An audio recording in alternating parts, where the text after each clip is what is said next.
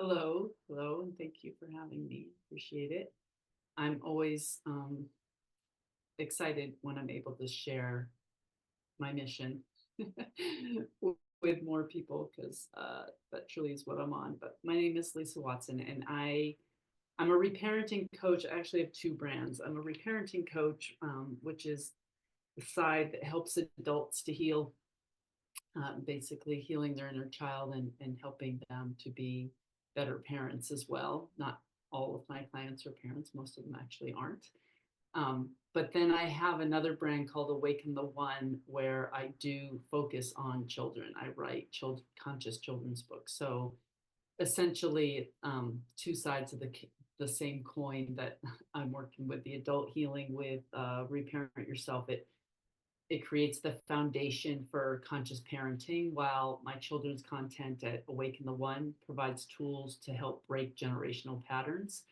And so that is my company is called Awaken the One because that's my goal, to help awaken all of us and truly helping people in general to understand the impact that we have on developing minds, like what truly happens in the first 7 years of our life and how we can heal our own selves and we can prevent the future generations from needing healing. So my motto basically is building a generation that won't need healing. And that's what I'm working on.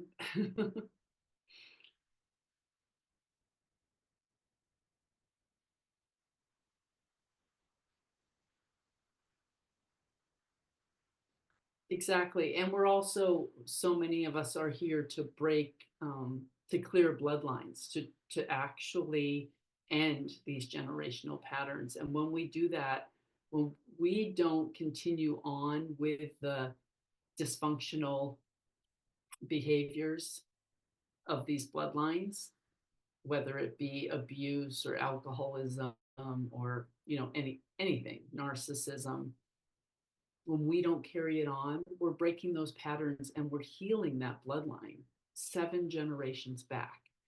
And we have to understand that time is not linear, that we're all living out many, um, multiple experiences in different bodies and different realities on different timelines all at the same time. So a lot of what we're doing is happening on multiple levels as we're clearing it. So when I say 7 back, like we could be doing this simultaneously in like 7 different lifetimes, which is really cool.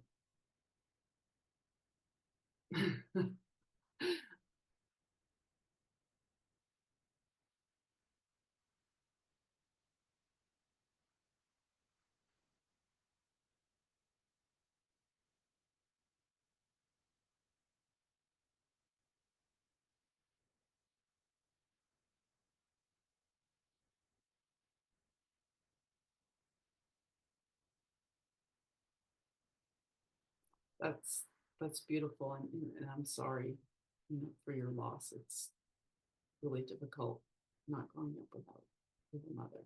Um, I essentially grew up without a mother as well, although my mother is currently still alive. I did not get mothered at all. So I had to fill in that gap for myself too. So I can really feel that, not in the same way, of course, quite quite different perspective from a child and how that emotionally would impact you. But the thing about reparenting and what I teach, I want to make it clear that the reparenting method that I have um, created and that I use as my modality in my coaching practice. And the book that I'm writing, I wrote a book. I have it with the publisher. It'll be a little bit before it's out, but Reparenting Yourself. Um,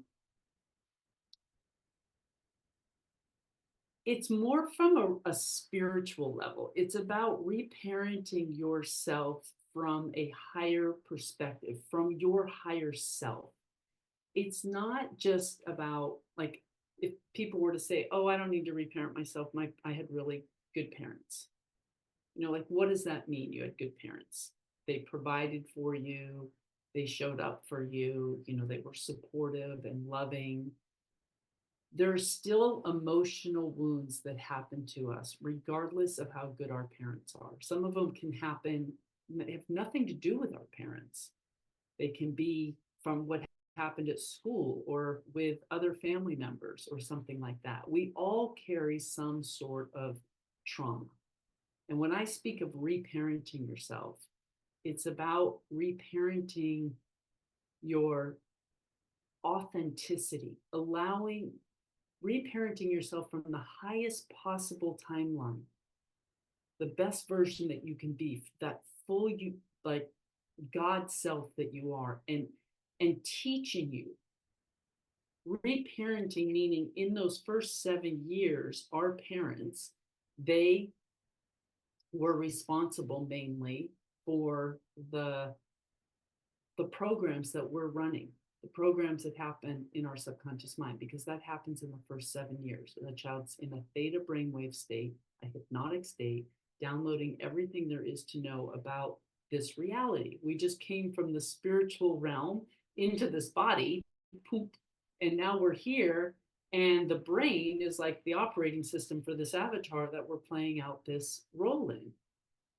And in those first 7 years, it's designed, the child's in a theta brainwave state. They're a sponge so that they can pick up and learn everything that this avatar needs to learn so that it can put the stuff like on autopilot. And then you can spend more time creating. That's how it was designed. But when we live in a dysfunctional system with fear-based programming, unfortunately, those are the things that are getting downloaded into us within those first 7 years. And even if your parents were great, they were still attached to the matrix. They were still attached to these negative belief systems that were based in fear. And maybe not 100%. Maybe your parents were even awake. But the chances are you too need reparenting. That we all need to learn how to reprogram. That's all it really is. Reprogram the subconscious mind and help us feel safe to be our authentic selves and express that 100% of the time. Have no fear anymore that we can't truly be who we are. And we come in and we reparent our inner child by letting them know that they're innocent. Yeah, I mean, there's lots of, it's not a one and done sort of thing. It's a complete process. It's a every waking moment process, to be honest. If you want to heal, you can completely heal through the reparenting process. And it's really about taking your mind back, taking your thoughts back. The first thing I do with all my clients is I have them work on self-awareness. I have the toolkits available on my website. I have reparent-yourself.com. I'm sure you'll provide links to my stuff. But self-awareness is the key. So if I were to walk you through it, I would say, well, the first thing that we have to do is that we have to become aware of what those programs are. We have to become aware of our limited thinking. We have to become aware of where are we not being our authentic self and what does that even mean? I hid my authenticity for 47 years before I was safe to actually start to look at it of like, what do I really want? Because I was living a life like a lot of women do in this patriarch society that we've been in for generations, is that we're people pleasing. We're trying to be something we're not just to fit into society or get a man to fall in love with us, or to be socially acceptable. And then men have to do the same thing, but for different reasons. They can't cry, they can't feel their feelings. We've been pushed away from our authenticity. We've been shamed, we've been punished for it in little ways that our parents didn't even know they were doing. Like, I love to use this example, like, say you're 2 years old and you see the pretty white wall in the dining room. Maybe mommy just painted it. and you get out your colors and you color all over that wall. And you're so happy when you're doing it. You're innocent and excited, and you're two. And mom comes in and she's not as happy as you are. And you're in trouble. You're a bad girl or a bad boy, and you go get a timeout maybe. And the mother thinks that she's doing it right. She's innocent to the fact that she is preventing you right now from feeling safe to be your authentic self. And that by putting you away in a timeout, you may not feel lovable. You may not feel deserving. If you don't feel worthy and lovable or deserving, then you're not going to feel safe, because the way we're wired, these avatars are wired, as we know in those first 7 years, that we're dependent on our caregiver to provide life for us, like to keep us safe. So if we are scared that we're not lovable or worthy or deserving because we just got in trouble for this thing, which we don't, these children at 2 only have the amygdala. They don't have the other parts of the brain like the prefrontal cortex to understand that it doesn't mean all those things. They don't know that. They know they're in trouble and they're not safe, because you may abandon them if you're really mad at them, and they could die. And I have literally distilled down all of my beliefs that bring me some sort of emotional dysregulation to that one thing. The fact that I was scared. I was terrified that I may not be safe or accepted or continue to be loved. I could be abandoned. And it's really deep. It's real. Those things are really deeply running in the programs. And we can't find them unless we really pay attention. And that's what reparenting is really about. I use the acronym RAIN. R, you recognize that you're somehow dysregulated. You're not at peace. You could feel nervous, anxious, really mad, really sad, anything you feel, the slightest disruption of your peace.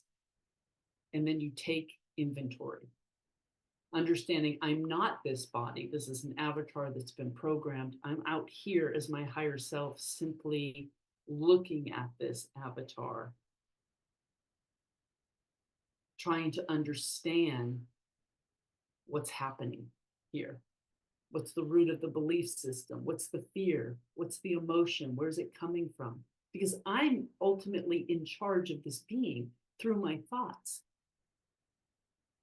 You can talk yourself into a really shitty mood, or you can talk yourself into a great one, right? It's all about the stories that we tell ourselves. So we have to understand, what story am I telling myself right now? Why don't I feel good? And so it's recognize the feeling, acknowledge it. Okay, I recognize I'm anxious. I acknowledge that, okay, I'm anxious and I'm responsible for this. Where is it? Now you're going to investigate. And when you investigate, that's where I teach to do it through the inner child. Like, what is my inner child feeling right now? How old do I feel? Does this remind me of a feeling I used to have sometimes? Am I hearing somebody else's voice in my head? Am I saying that, or is that my mother or society or my church? Who's saying that? Who's making me believe I have to see it this way right now? Where does this belief come from? And it can be, a belief is everything. Like how you feel about yourself, whether you think you're capable or not capable, whether you think it's right or wrong or something you just have to do. I've had so many discussions with people about like emotions in general, and people telling me, well, like, for example, if you're a sports fan, let's say you were just watching the Super Bowl and you're an Eagles fan, and then the Chiefs win, so you're really pissed off. That's a choice. Being upset is a choice. And some people, like I had this conversation with someone over the Super Bowl who said, well, if I wasn't upset, then I wouldn't care. That means I don't really care. Do you think that's true, Colin? If you're not upset, does that mean you don't care?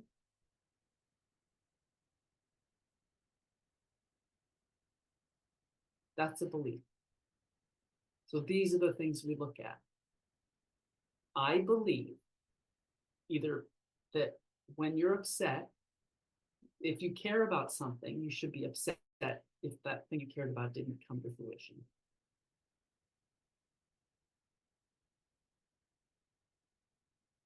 Happiness, like, can you be happy and still care about your team or love your team or root for your team? Continue.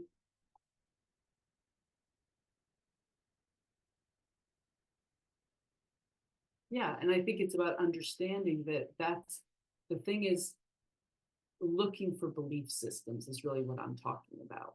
How do I find belief systems? Well, a belief is just any script you have written, if this, then that. That's it. That's a belief. So in the example of like a sports team, like if my team loses, then I get mad. That equals, you know, I have to behave that way, or people will think I really am not supporting this team. If I'm not upset, it means I'm not supporting the team. I don't support it. I'm not on their side. I don't want the best for them. That's a belief. I follow the exact opposite belief in almost everything that happens in my life now. I've made an active choice that I don't care what happens. It's always happening for me. And I will look at how it is and I will ignore everything else. I will choose to be happy. Like I had a car crash into my Mercedes. I used to drive a Mercedes, and it was parked in front of a house that I was working at. And the neighbor in a suburban got distracted and smashed into my car while I was inside this other house. And someone came and got me and said, I'm really sorry that what happened to your car. And I went out there and I just giggled. I was like, oh, okay, this should be interesting. And he looked at me like, what? And I'm like, I choose. I choose not to let anything have power over me. Like I can just stay in a regulated state if I want to. It's a choice. And that's what I mean. Like I still care about my car. I actually love that car. It's a great car. But I just had to get a rental and take it somewhere and make some phone calls. And at the end of the day, I figured in the whole process, I'd probably end up being somewhere I needed to be or meet someone that was meant to meet, or I don't know, something was going to happen. Even if I was never aware of it, it was going to be meant for me. And that's the level that I work with people at to reparent themselves, to wipe out all of the programming that doesn't serve you, and only we would have to talk about one specific thing that triggers you. I guess I could work with you on this show like that, and then I would help you find just the root. That's basically what I do is I help people find the root program, and then we work on that root program with many different tools that I have, whether it be boundaries or just making choices or affirmations, self-awareness. There's lots of things because it's an unwinding. It's something you have to continue to practice. Okay, so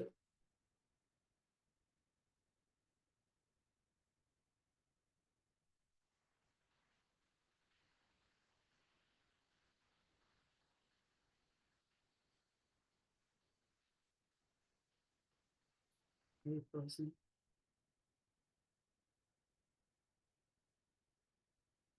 I think I might not have heard you. I think your screen froze on my side.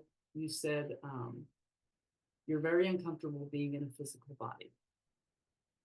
It feels like, and that's all I heard.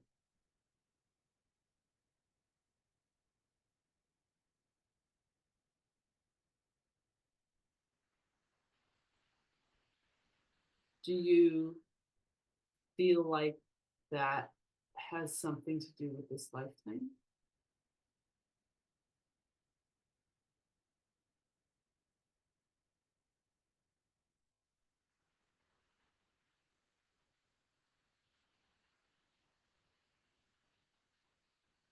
I get the feeling that, which is, I think, very common for most, that it's also in other lifetimes, like you coming into this lifetime and choosing a mother that would exit when you were still in, um, those really important years, 4 years old. The the programming of the subconscious mind, those are critical years to be with your mother.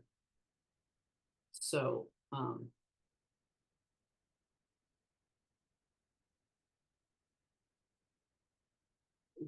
it could be ev- everything that happens in the other lifetimes. We bring all of that energy of them into this one that we're aware of, that we're currently in, um, so that we can heal all lifetimes from the one lifetime. Like I was saying kind of at the beginning, we can heal all lifetimes from any one of those lifetimes. So they seem to have some commonality to them, like the things, the lessons that we didn't learn, or the biggest things that kept us disconnected from ourselves, kind of travel with us until they're healed.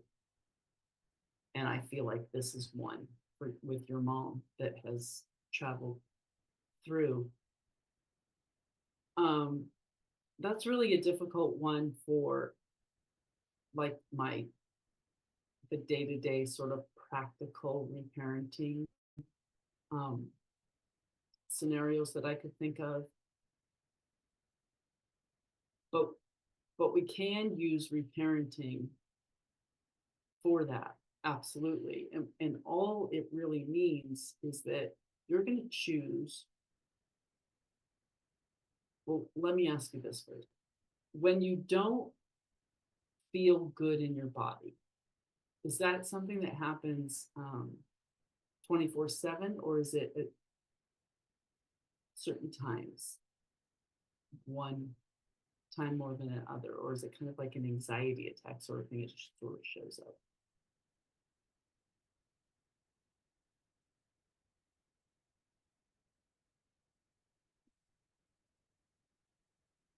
But you don't feel grounded in your body.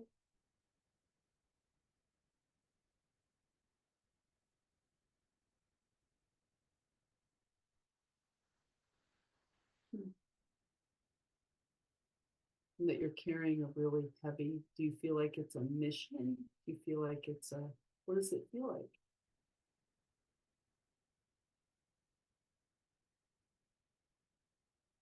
a fist?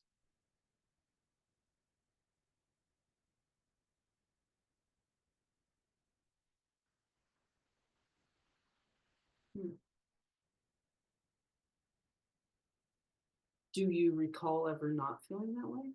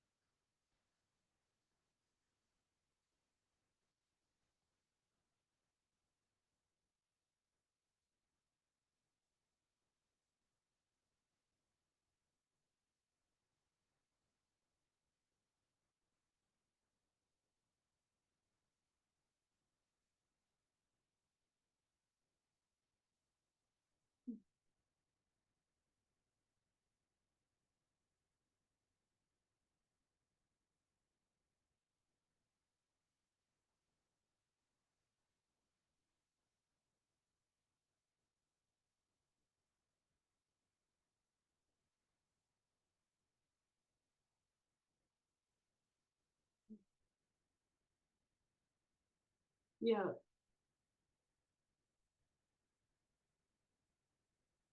I mean, it could be a combination of so many different things. Um, it feels more energetic than it does than anything that may have happened to you in this lifetime. To me, like I feel like it's more of you being a higher vibrational being, which there's so many of us and so many more have been coming in.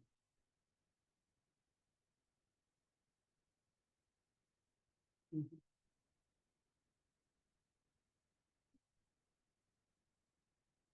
Yeah, yeah. So the what people call, there's so many names, star seeds and the indigos and the rainbows and the chosen ones. Like I know there's some little differences between each one, but to not make it so complicated, since we've been this ascension process that we're going with, part of the plan, so to speak, is that these these higher vibrational beings would be come down to earth, the chosen ones, the indigos. And we're normal, like the true angelic, original angelic being is a 12-strand DNA being. But as we all know, science has told us, because we know we can believe science, that we only have 2 strands of DNA running. Well, what happened to the other 10? Well, we're hybridized. And I won't get into all this on this show about the negative alien agenda and how we've been hybridized down to 2 DNA strands only. But the chosen ones, the star seeds, the awakened ones of this planet, they, the children who are, they just hadn't gone, they haven't been put to sleep. They came awake. We all came awake, but then we were put to sleep through these beliefs, these negative, disempowering belief systems kept us from knowing our true power.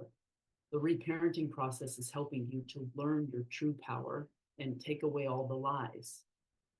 I'm going to reparent you from the higher perspective. We're going to tell you who you really are, what you really are.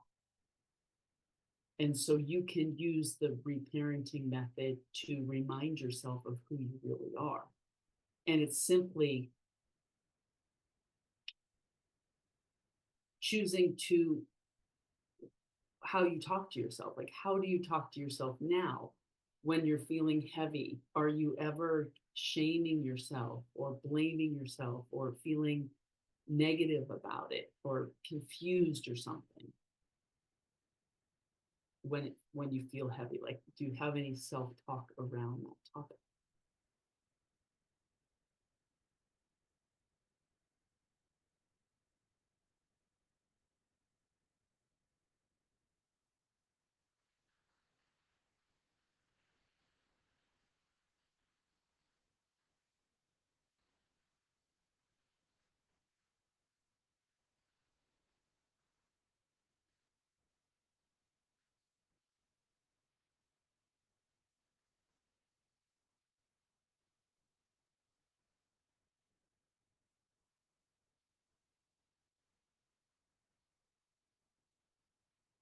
Hmm. I hear that. It's so much of what the problem is, the whole problem, and what this agenda has been about is taking us out of our organic environment where we thrive. Like we're in an environment where we don't thrive.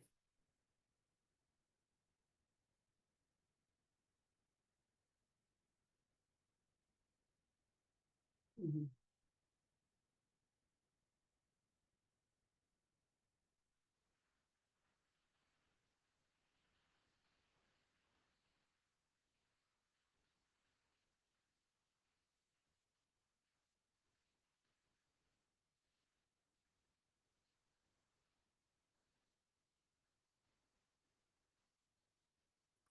It's simply in order, like the framework for reparenting yourself. Number one is understanding what I was speaking about earlier a little bit about how we came, we're spiritual beings having a human experience. We have to understand that we're as innocent right now in this moment as we were the day we were born. And when we can truly believe in our innocence and the innocence of absolutely every other avatar around us, granted, you've got, I know, your NPCs and your clones, and like there's a hybrid of things going on. But when we can truly understand that innocence, I was born innocent. I am God. I am part of source energy. Source energy is everything. And we are all part of that. We're all made up of the same thing. We came here simply to experience and be this beautiful, unique expression of source. That's who we all are. In our divinity, we're perfectly unique. No one will ever be able to have this same exact experience as what we're having in this lifetime of ours. It's our creation. The things that we have done, our behaviors, the ego personality that we had to adopt in order to make us feel safe because we didn't feel safe for being our authentic selves, because our caregivers may have said the simplest things to us like, go give grandma a hug. I don't want to give grandma a hug. Go give it to her. She'll feel bad if you don't. Making us responsible for other people's feelings. Don't be you. Don't be your authentic self. You have to be what pleases other people. You're responsible for their emotions. What you say could offend someone. No, everyone's responsible for their own self. Everyone, and that's what we're learning in these lifetimes. And understand, like we can, it's the story that you tell yourself that creates your reality. So we simply have to learn how to tell a different story about everything. And so you're going in, reparenting, you're telling your inner child a different story. First, what we do is we validate for our inner child the experience. And typically, Colin, I know you're talking about like this heaviness, but if I'm not really, that doesn't root into like something that happened to you in this lifetime. To me, that's more of, I'm a high vibrational being and I feel it's really difficult to be in this body. It feels heavy. I feel like almost like it's not a heaviness for me. It's more of a antsiness. It's like a vibe, like I'm vibrating and it just feels uncomfortable, I guess. It's like I have a hard time just relaxing in this reality. Mm-hmm.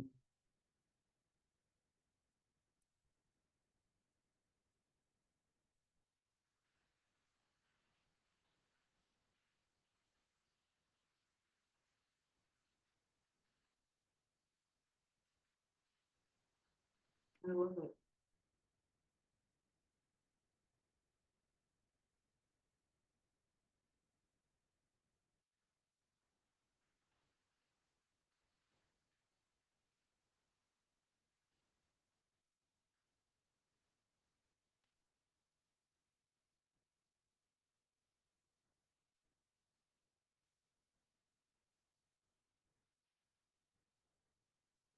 I feel that. I've been feeling a lot of that lately. I did a video recently that went like viral. It's still going crazy of just like how I was feeling, which was just like nothing feels interesting. Everything just feels like I'm too hard and I don't want to do it. And I don't feel like that all the time, but I have, depending on the energies, I have those times where I really do feel like that and more often. And I think it is because of this ascension that we're going through and that we're leaving these lower dimensional realities where it was built on lies. It was built on consumerism. It was built on phoniness. It was built on scripts. Scripts, just you, if then this, then that, if then that. Like there's fucking rules for everything. How we're supposed to behave, what we're supposed to wear, how we're supposed to walk, the jobs we're supposed to get. I mean, just literally scripts for everything. And we've realized we don't want to run anyone else's scripts anymore.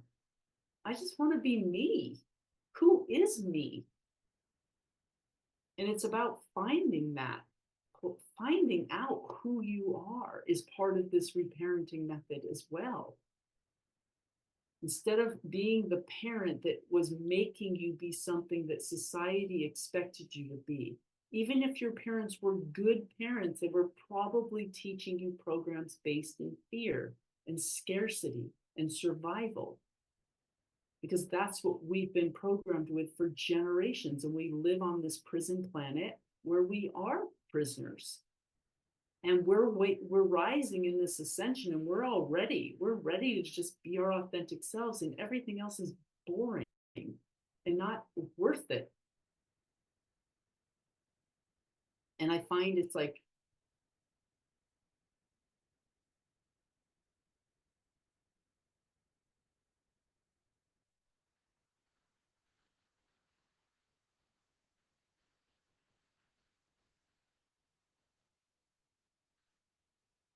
yes,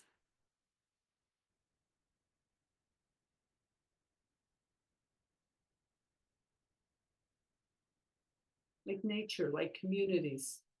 But, mhm.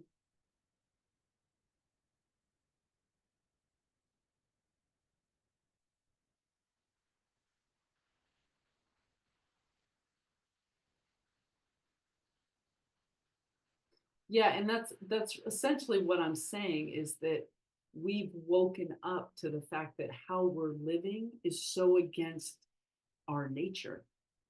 It's not natural, and we're detaching from it because it's not natural.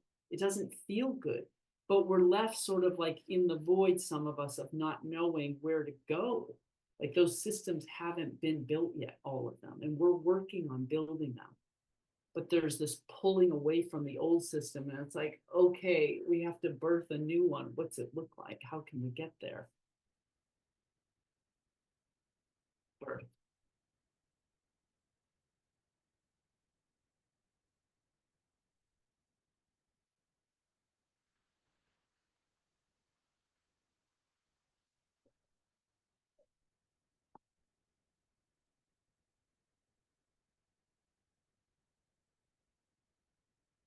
Yes.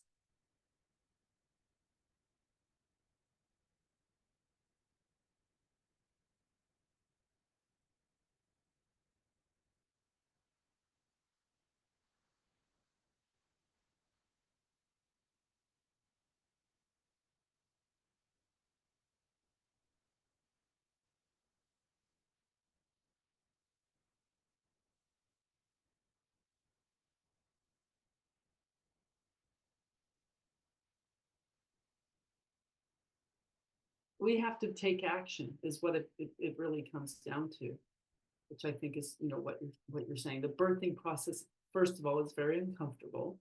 I can attest to that. And yes, but we have to take action. Like, what is this new world going to look like? We have to be the ones to stop doing the things we used to do. Like, if you truly want to see a new world, are you going to cancel your Amazon subscription? Are you going to stop? Are you going to stop with the consumerism? Are you going to stop with celebrating these fake holidays? Are you going to stop supporting systems that aren't working for us? Are you going to stop purchasing from companies that are destroying this planet, that are putting harmful ingredients in their products? If you, it stops there, it stops with us. But we have to show up, we have to take action. We can't believe we're just one person and it wouldn't matter. It matters. We have to stop buying those things. I saw this video of this lady. She bought some, I don't, it's some company. I really don't know which one it is because there's so many coming out now, whether it be Sheen or Tumu or whatever, but it was some robe from one of these companies, one of these makers that um, is not respectable in the way that they do business. And she was putting it into a bag like she was throwing away. And I was reading the comments and people saying, oh, like we already bought it. So now you're just wasting money. What a waste of money. Like, what's the point? No one's going to care or whatever. And I'm like, it's not about anyone else. It's about you. Like, you having principles. Like, I won't wear your stuff anymore. I won't show it off to the world. And it's not a waste of money. Money's just energy. It's like you're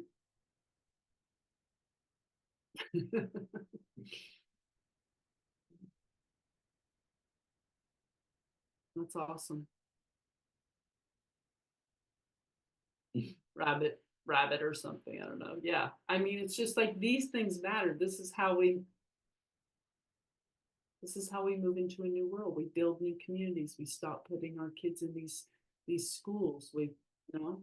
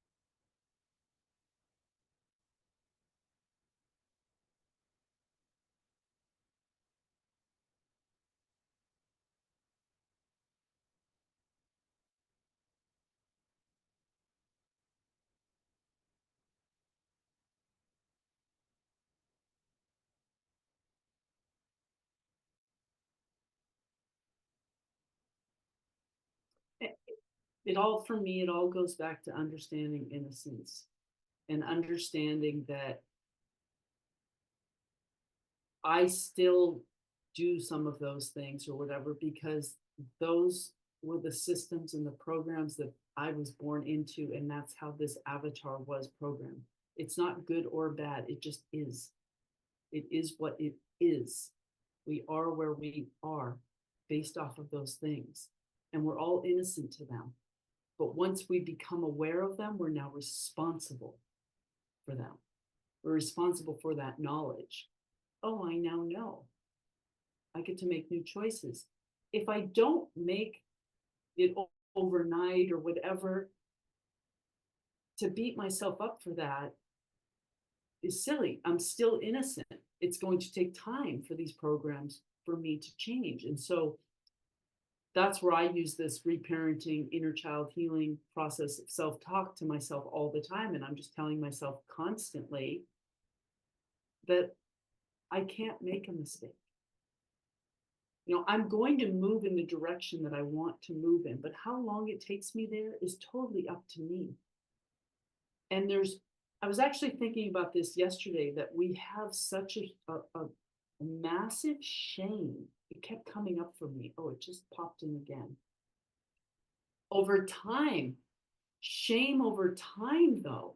Like I was realizing, like some of my self-talk is like, oh, you could have already have done that, or if you'd just done this or that, that would have been done already. And I heard this in myself the past couple of days, and I was like, no, not true, because every choice that you have made, every moment of every day has been the best choice for that moment. You are right now, presently, exactly where you are supposed to be. There were no mistakes. So to think that I should I have a thought that tells me, oh, you should have done this faster, you could have done it better. Why aren't you there by now? That's shame. And all you're doing is replaying shame scripts. These were the scripts that were written into you in those first 7 years. This is what I'm talking about. Here's this perfect example. So you find it. And once you find it, you can now choose not to engage with it anymore. When it comes up, you choose a different path. You choose a different dialogue in your head. And you say, no, I'm exactly where I'm supposed to be. And whose idea of time are we basing this judgment on anyway? Who made the rule? Was there some rule that said you had to get it done in a certain amount of time or be a certain way in a certain amount of time? That's a judgment. That's a belief. I don't choose to adhere to that belief either. Whose is it? Not mine. I adopt new beliefs, and my beliefs say I'm exactly where I'm supposed to be, and that I cannot make a mistake, and that everything's happening for me, and that time doesn't even exist anyway. And I'm not going to judge myself based off time anymore. And I tell myself how much I love myself and how proud I am of myself, and that I know that every day I'm doing the best that I can do in that moment of whatever decision is being made.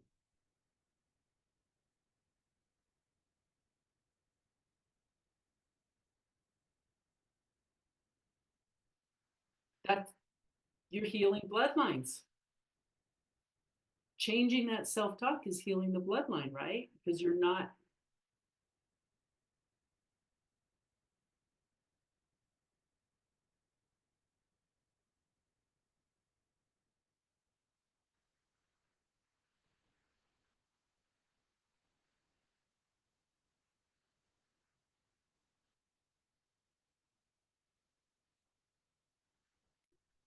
As long as there's no fear in the teachings.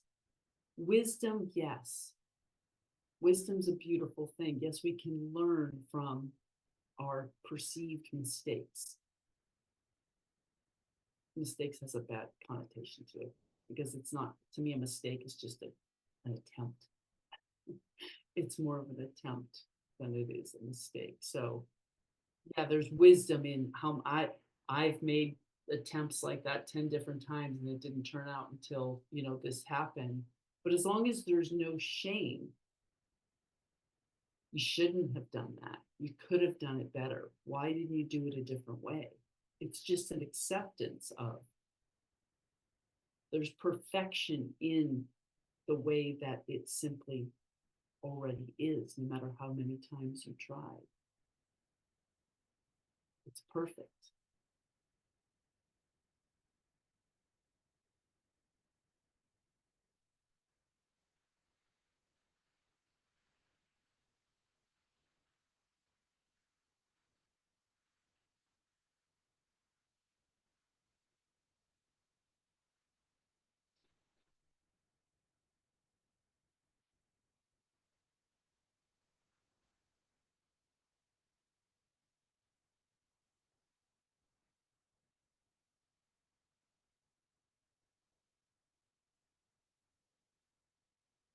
Leading with our heart,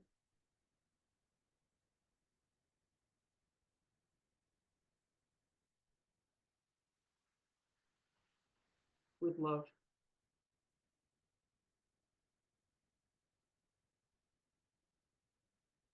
Love is all there is.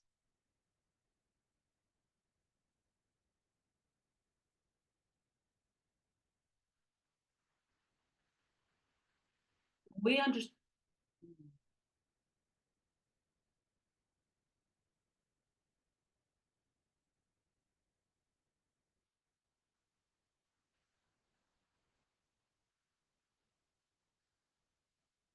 Did you did you look at my chart? I sent you my stuff. Did you look at it? You remember you asked me for my birthday. I have never gotten into those things very deeply because um, although I truly believe astrology is helpful for understanding this particular avatar and the energy signature of it in this lifetime. It's also important to know that it's not who you are, it's just kind of a description.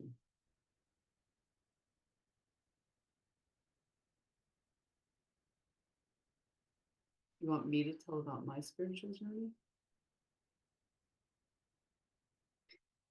Well, my spiritual journey, I think, started the day I was born, but when I was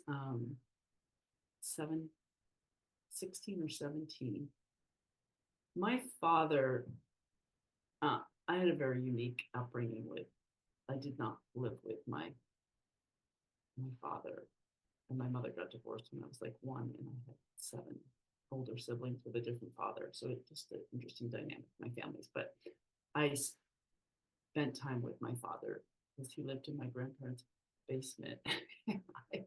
My grandparents raised me until I was able to go to school because my mother worked the graveyard shift. So many fun things. But my father was definitely a chosen one. He was definitely one of the first waves of the awakened, and extremely intelligent man, but could not navigate this 3D reality. Was not good at it at all. But what he used to tell me, he was always looking for the key to life. He spent most of his time in basements reading books, rewriting manuscripts and things like that. And he ended up moving to Maryland. I lived in Massachusetts when I was a teenager. He moved and he would mail me these. You could type on this typewriter, manual typewriter, like 110 words a minute. He'd just be pounding away, rewriting. It was like crib notes. Like he both basically read all the books and stuff and then would rewrite it, the crib notes to it. Again, extremely intelligent man. And he'd mail me these things from the time I was like 14. So I would be my spiritual journey was really started then at like 14 because I actually was fascinated in the things that he sent me. And they were, whether it was Wayne Dyer or Norman Vincent Peale or Marianne Williamson on relationships or something much deeper like the Course in Miracles that he sent me when I was 16 and sent me all the books and it on tape, cassette tape and all this. And I got really into the Course in Miracles. And I did like a 10-day fast. I've done the workbook, the 130 or the 365-day cards. I've done that like 3 times. And I became very spiritual and very awake at the age of like 17. But I didn't know what to do with any of it. It was not supported. I was kind of alone on an island. And I didn't talk to anybody about it because everyone thought I was just a little bit crazy. So it was something I just sort of pushed down and hid and lived this regular secular life and married a narcissist and spent 28 years in that relationship until I freed myself in 2015. And then my second big awakening really came in 2017 after I got a year off. And then 2017, it all came back. Like all the things that I had put on hold with the Course in Miracles, even though it was probably the Course in Miracles that helped me actually get through nearly 30 years with a narcissistic partner without losing my mind completely. Because I did understand the bigger picture, the spiritual picture of things. And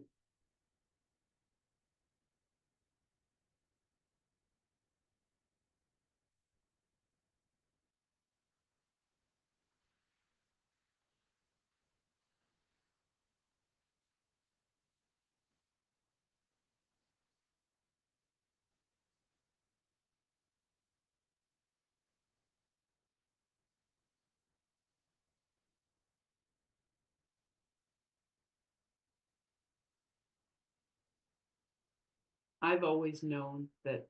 I think since I was about 10 years old, I remember talking to God. My mom was Catholic, but we never went to the church because they kicked her out and she got a divorce. So she was pretty bitter towards God and everything. But I, after reading the Course in Miracles, knew who I was, and I knew about source energy and us all being one, without really having a religion. And I've just always known that I was here on a mission, that it didn't it didn't really matter. Like my marriage to my ex-husband, I was told to marry him. And um, clairvoyantly, I hear very loud requests from my higher self. And um, so it was, I felt like that entire time, that nearly 30 years, I was literally just like a secret agent on a mission. And I was just playing out a mission. And I just had to learn whatever it is. And it's helped me so much in my coaching and helping people with practical methods of things, whether it's getting out of narcissistic relationships or learning better communication skills or actually creating boundaries and not living in fear. Like I've literally experienced so much of it. I created this life for myself.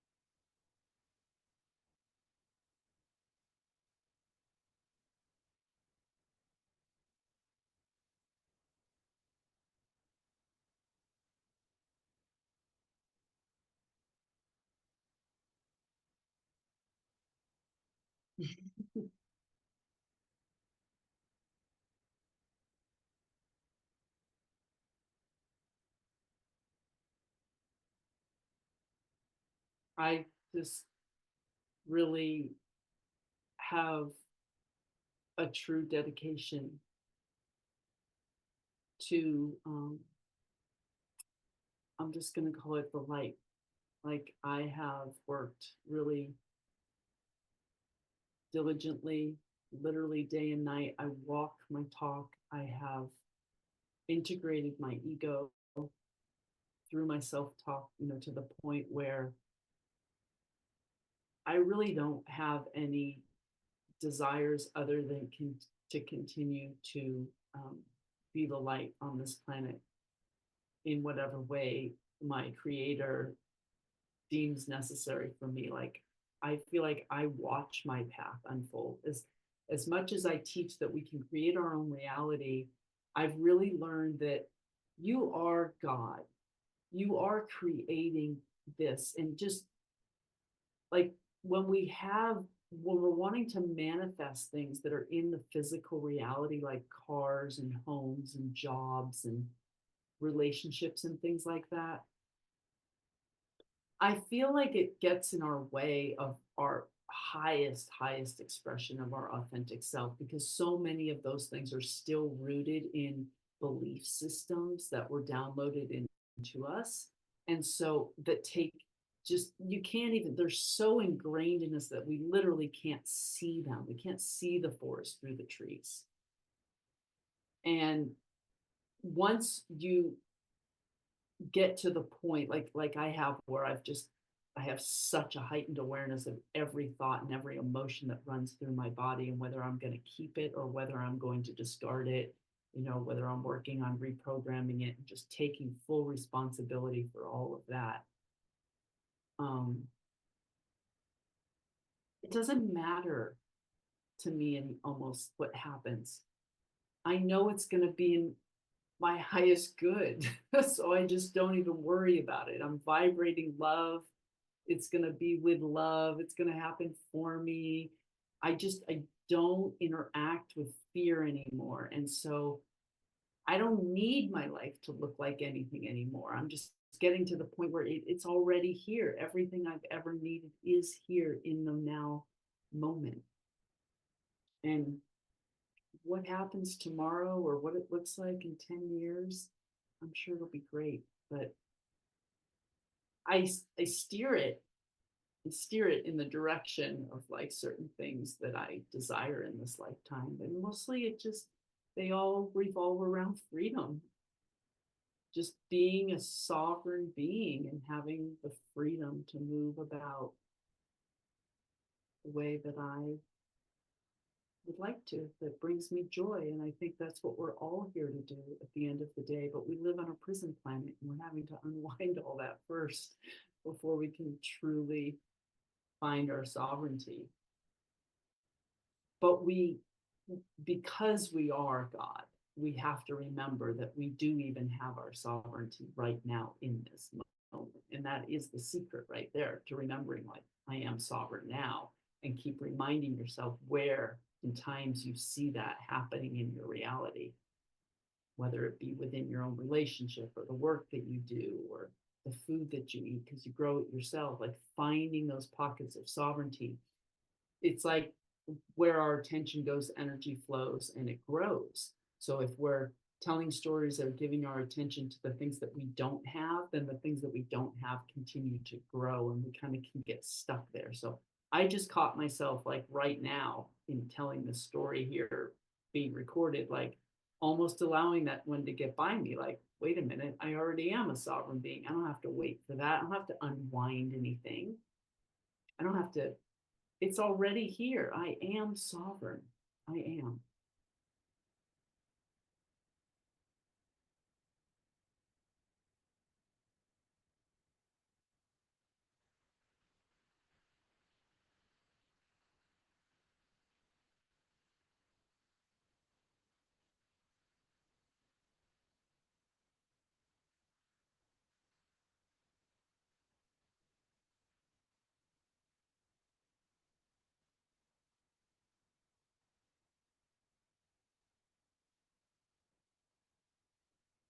Yeah, I definitely came with a mother archetype. I'm also a Cancer, so a very nurturing sign.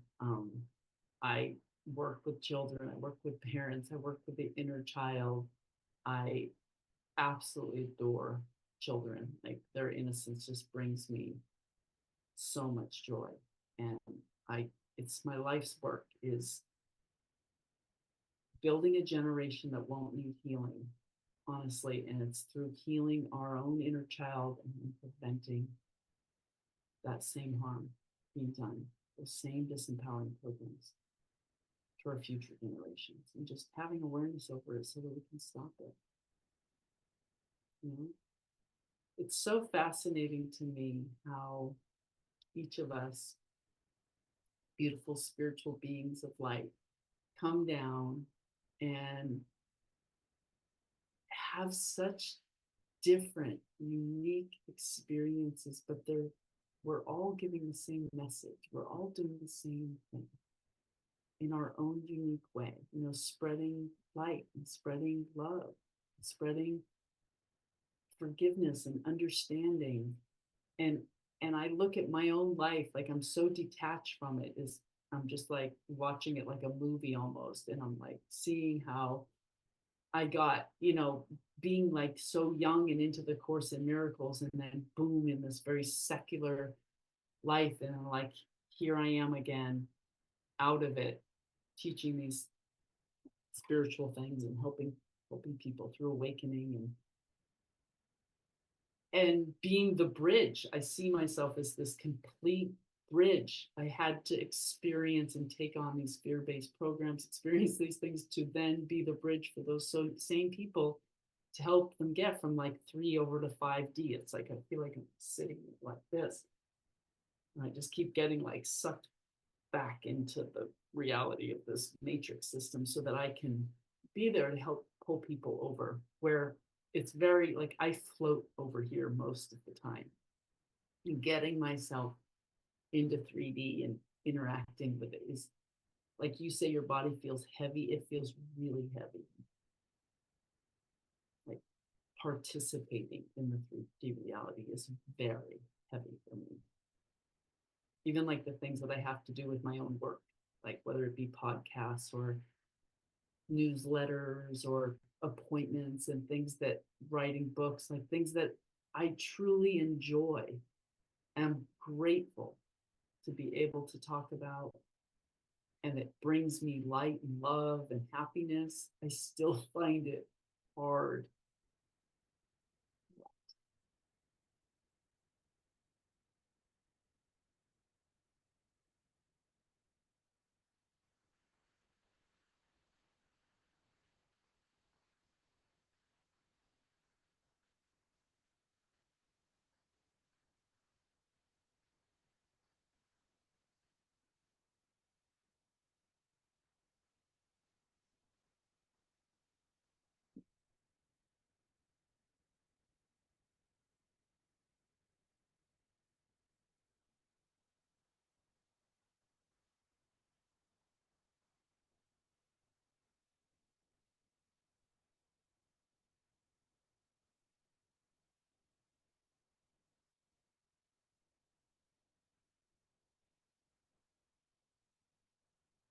The playground.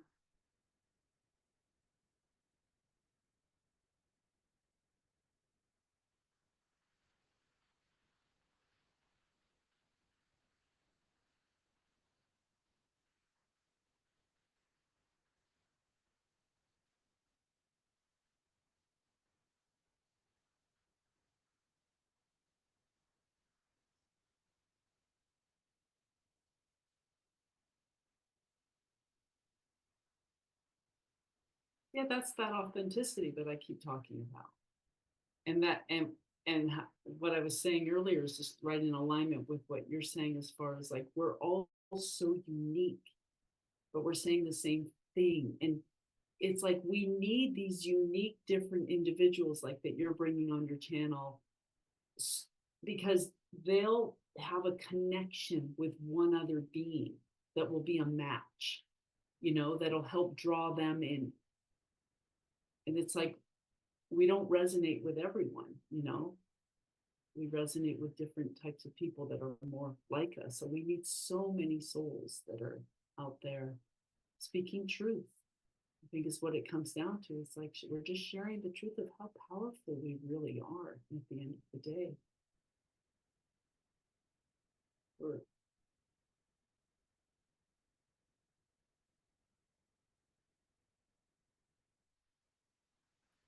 can I mention something here that I am excited about, which is it's on March 4th of 2025. I'm launching a Kickstarter campaign to help fund my first series of books getting written, Awaken the One, Conscious Children's Parenting books. So great little story with high vibrational watercolor images in my books. And I'm looking for support for my Kickstarter campaign starting in March. So that can all be found at awakentheone.org, all my information.